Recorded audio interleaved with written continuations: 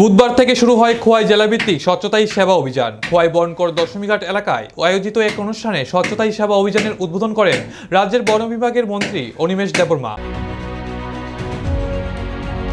অনুষ্ঠানে উপস্থিত ছিলেন খোয়াই জেলার জেলাশাসক চাঁদনী চন্দ্রন, অতিরিক্ত জেলাশাসক সুমিত কুমার পান্ডে, খোয়াই জেলা পুলিশ সুপার রমেশ যাদব। অনুষ্ঠানে সূচনা করে মন্ত্রী বলেন, ত্রিপুরায় যে পরিমাণে বনাঞ্চল ধ্বংস হচ্ছে সেই বনাঞ্চলগুলিকে রক্ষা করতে হবে। যত পরিমাণে গাছ লাগানো যাবে তত পরিমাণে ভালো জল পাওয়া যাবে। নদীতে সারা বছর জল থাকবে। স্বচ্ছতা অভিযান শুধুমাত্র একদিনের জন্য কোনো কর্মসূচি নয়। স্বচ্ছতা অভিযান বাস্তবে পরিণত করতে হলে তাকে মানুষকে নিজের জীবনশৈলীর অঙ্গ হিসেবে করতে হবে। নিজের স্বচ্ছ থাকা ও পরিবেশ স্বচ্ছ রাখা অবশ্যই পরিণত করতে হবে।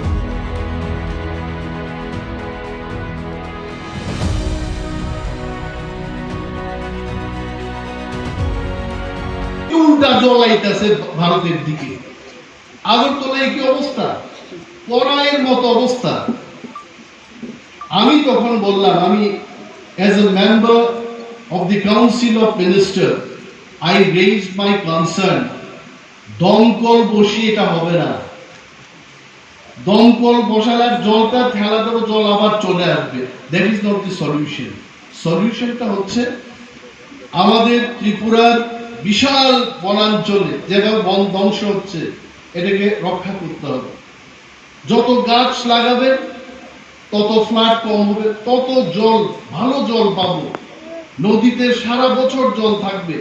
আপনারা জানেন আগরতলা শহরে শীতকালের সময় জলের অভাব হতে শুরু করেছে। কেন?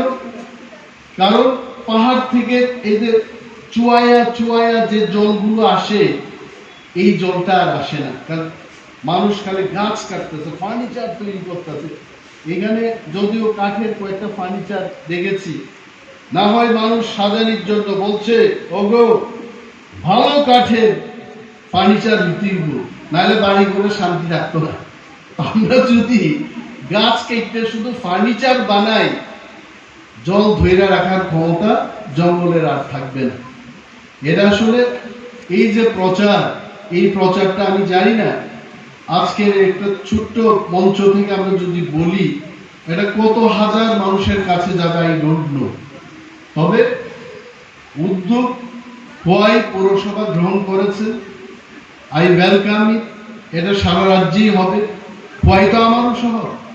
আমি ডিএম চাঁদনী চন্দ্রনজিকে বললাম, আরে যে জায়গায় আমরা প্রোগ্রামটা করি, এখানে তো জ্যোতি সিনেমা হল, এখানে জ্যোতি সিনেমা হল ছিল, ওই সুমিত্র চ্যাটার্জির বাড়ি এখানে।